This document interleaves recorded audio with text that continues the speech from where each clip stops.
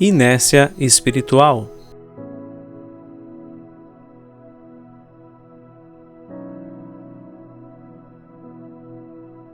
Não veio ainda o tempo em que a casa do Senhor deve ser edificada.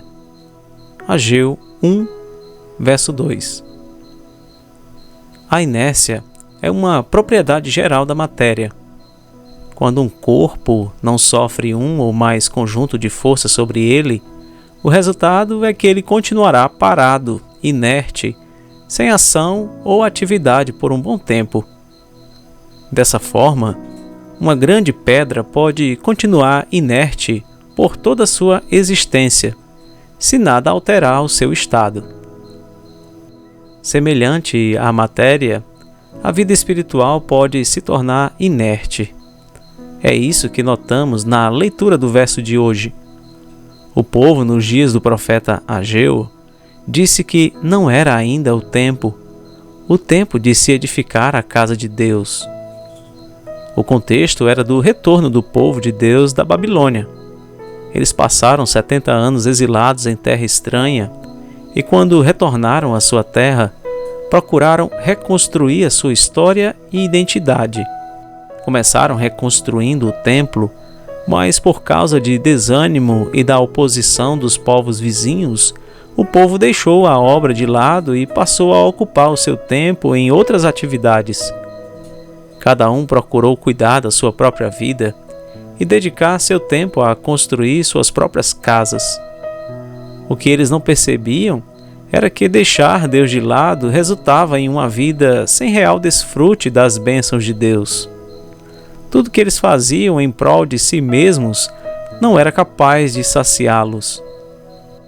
Após 16 anos, Deus levantou o profeta Ageu, com o propósito de animar e exortar o povo a abandonar a inércia espiritual e se dispor a fazer a obra de Deus. Reconstruir o templo naqueles dias era sinal claro de que se importavam com Deus. Eles deveriam abandonar as desculpas, pararem de pensar somente em si mesmos e começarem a colocar Deus em primeiro lugar em suas vidas. Hoje, não existe mais templo para ser reconstruído. No final das contas, Deus não habita em templos feitos pelas mãos dos homens. O povo de Deus é verdadeiramente santuário da habitação do Espírito Santo. No entanto, a exortação quanto ao perigo da inércia espiritual continua ainda nos dias de hoje. Existe uma tentação real de ocuparmos todo o nosso tempo e esforços em coisas que só nos dizem respeito e não nos preocuparmos com uma obra a ser realizada em nome do Senhor.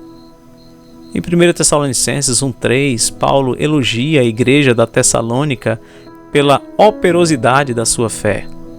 Ou seja, a fé daqueles irmãos não era uma fé estagnada ou inerte, mas uma fé laboriosa. Eles se esforçavam para cumprir aquela obra que deveria ser feita para o Senhor. O verso 8 nos diz que deles a mensagem do Senhor foi propagada, tanto na Macedônia como na Acaia. Como está a sua vida espiritual?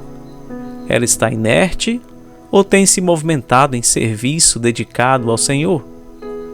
Se você deseja receber as bênçãos de Deus, pare de pensar só em você, ou de lançar desculpas, e comece a servir ao Senhor com um amor abnegado.